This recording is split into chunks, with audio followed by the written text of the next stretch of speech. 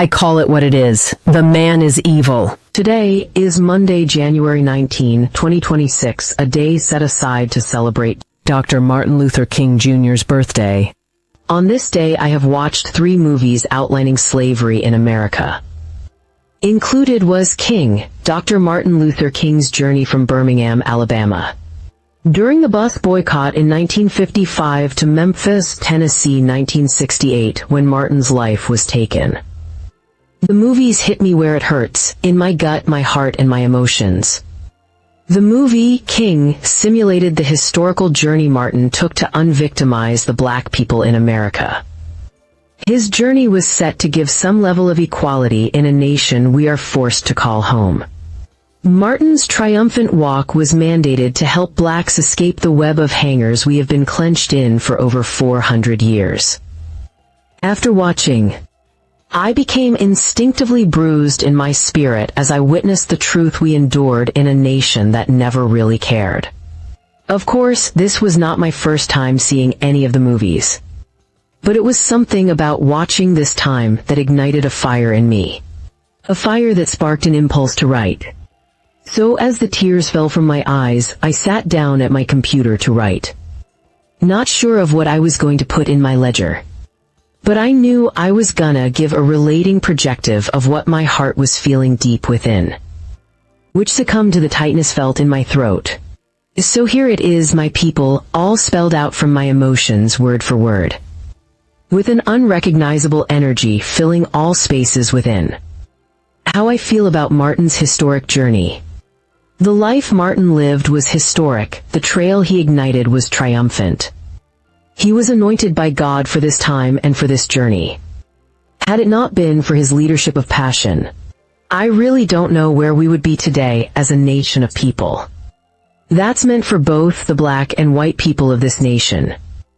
Many acts of discord, discrimination, racial injustice, violence, and more transgressed against the black people of America. Martin became the hand that let down the rope to help pull us out. We have seen some strides and many improvements have been made through many attempts to equalize equality and dignity in this country, much thanks to Martin and the many others that fought this racial war with and for us.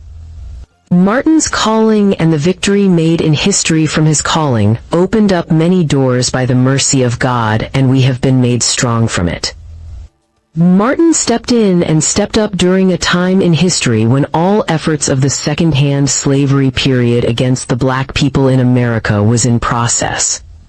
Actions manipulated, arranged, and accomplished by the man in this country.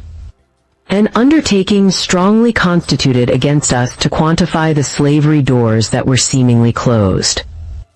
Maybe you are asking why I call it second-hand slavery and also why I say the slavery doors were seemingly closed. I call it the second-hand slavery period because since 1877, under the Jim Crow reign, blacks in America were faced with the Jim Crow forces against them after slavery ended in 1863. When Jim Crow started up in and around 1877, it was more than a progression of anti-black laws.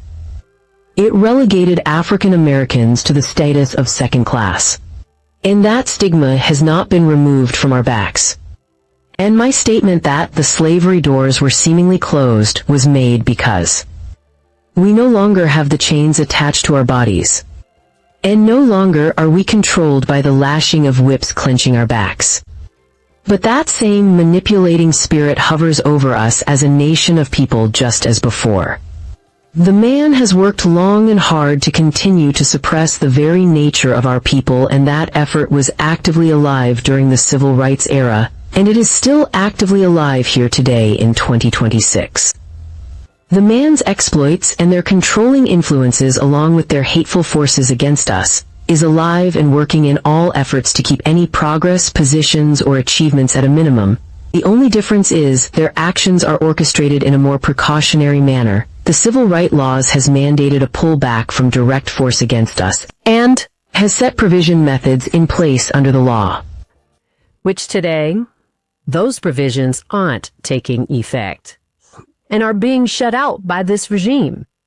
Many are being provoked ignored, and revised. Next, definition and overview of the Civil Rights Act.